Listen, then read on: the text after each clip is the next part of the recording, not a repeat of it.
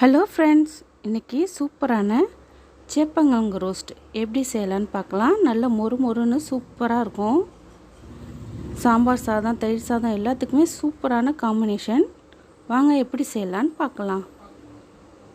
ஒரு 1/2 கிலோ சேப்பங்கிழங்கு எடுத்திருக்கேன். அதை குக்கரில் ஒரு விசில் மட்டும் விட்டு எடுத்துக்கோங்க. ரொம்ப வேக விட்டிங்கன்னா கொழப்பாக ஆகிடும், நல்லா இருக்காது. பாதி வேக்காடு வெந்தால் போதும். ஒரு கத்தி எடுத்து இது மாதிரி குத்தி பார்த்திங்கன்னா பாதி மட்டும் போனால் போதும். இப்போ நம்ம தோலை உரித்து நல்லா கட் பண்ணி எடுத்துக்கலாம். ஒரு கடாயில் கொஞ்சம் எண்ணெய் ஊற்றிக்கோங்க. எண்ணெய் நல்லா காஞ்சி வந்தோடனே கொஞ்சமாக கடுகும் உளுத்தம்பருப்பும் போட்டு தாளிச்சிக்கலாம். இப்போ கடுகு போட்டுக்கலாம். கடுகு நல்லா பொரிஞ்சு வந்தோடனே உளுத்தம்பருப்பும் சேர்த்துக்கலாம். இப்போ எல்லாத்தையும் சேர்த்து நல்லா கலந்து விட்டுருங்க. பருப்பு நல்லா செவந்து வரட்டும். இப்போ ஒரு கொத்து கருவேப்பிலை சேர்த்துக்கிறேன்.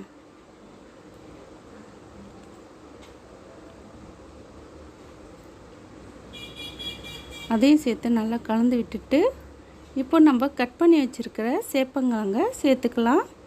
இது மாதிரி அரை வெக்காடாக இருந்தால் போதும். இதிலே நம்ம வதக்கிறதுலே நல்லா வெந்து வந்துடும். இப்போது நல்லா கலந்து விட்டுருங்க. எண்ணெயிலே கொஞ்சம் வெந்து வரட்டும். இது மாதிரி நல்லா கலந்து விட்டுக்கிட்டே இருங்க. அப்போ தான் நமக்கு நல்லா மொறுமொறுப்பாக கிடைக்கும். சேப்பங்கிழங்கு ரொம்ப பேருக்கு பிடிக்காது. இது மாதிரி நீங்கள் செஞ்சு கொடுத்தீங்கன்னா ரொம்ப விரும்பி சாப்பிடுவாங்க. ரொம்ப டேஸ்ட்டாக இருக்கும். குழந்தைங்களுக்கும் ரொம்ப பிடிக்கும்.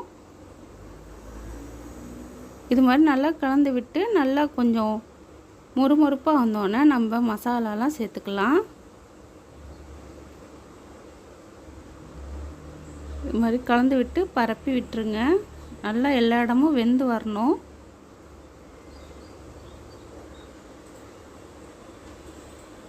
இது மாதிரி செய்கிறப்ப கொஞ்சம் கூட கொழப்பு தன்மையே இருக்காது. நல்லா சூப்பராக கிறிஸ்பியாக இருக்கும். மாதிரி ஒட்டி இருக்கிறத எடுத்து விட்டுருங்க. இப்போ எல்லாத்தையும் நல்லா கலந்து விட்டாச்சு.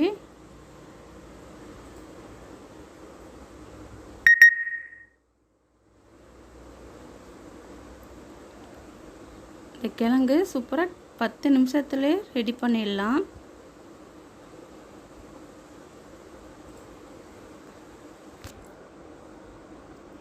இப்போது தேவையான அளவு உப்பு சேர்த்துக்கலாம். கொஞ்சமாக மஞ்சள் தூளும் சேர்த்துக்கலாம்.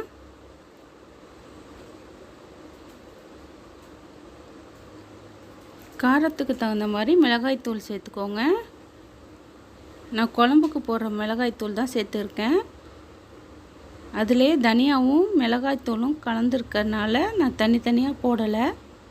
உங்கள்கிட்ட தனித்தனியாக இருந்துச்சுன்னா தனி மிளகாய்த்தூள் 1 டீஸ்பூனும் தனியா பவுடர் 1 டீஸ்பூனும் போட்டுக்கோங்க. உங்கள் காரத்துக்கு தகுந்த மாதிரி அட்ஜஸ்ட் பண்ணிக்கோங்க. அவ்வளோதான், நம்மளோட மசாலாலாம் அவ்வளோதான். இதை நல்லா கலந்து விட்டுருங்க. அப்படியே சிம்முலேயே வச்சுட்டு மூடி போட்டு வேக விட்டுருங்க. எல்லாம் நமக்கு வெந்து நல்லா மொறுமொறுன்னு கிடைக்கும். உங்களுக்கு ஆயில் நிறையா இருக்கிற மாதிரி இருந்துச்சுன்னா அந்த எண்ணெயை மட்டும் கொஞ்சம் தனியாக எடுத்து வச்சுருங்க. நீங்கள் கார சட்னி அரைக்கிறப்ப அதையும் சேர்த்து அரைச்சிக்கலாம். டேஸ்ட்டாக தான் இருக்கும்.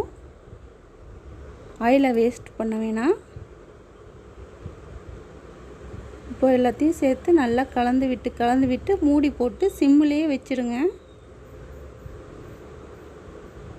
இது மாதிரி ஒன்றுக்கு ஒன்று ஒட்டாமல் நல்லா வரும். சூப்பராக இருக்கும். நீங்களும் உங்கள் வீட்டில் இது மாதிரி ட்ரை பண்ணி பார்த்துட்டு கமெண்ட் பண்ணுங்கள். நம்ம சேனலை சப்ஸ்கிரைப் பண்ணிக்கோங்க.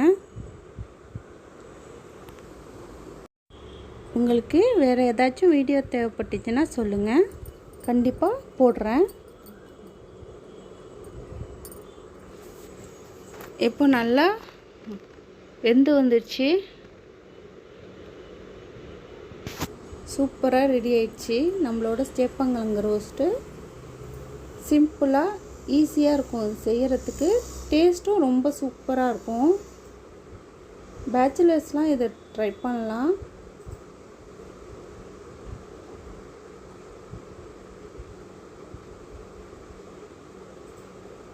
இது மாதிரி நீங்களும் உங்கள் வீட்டில் செஞ்சு பாருங்கள்.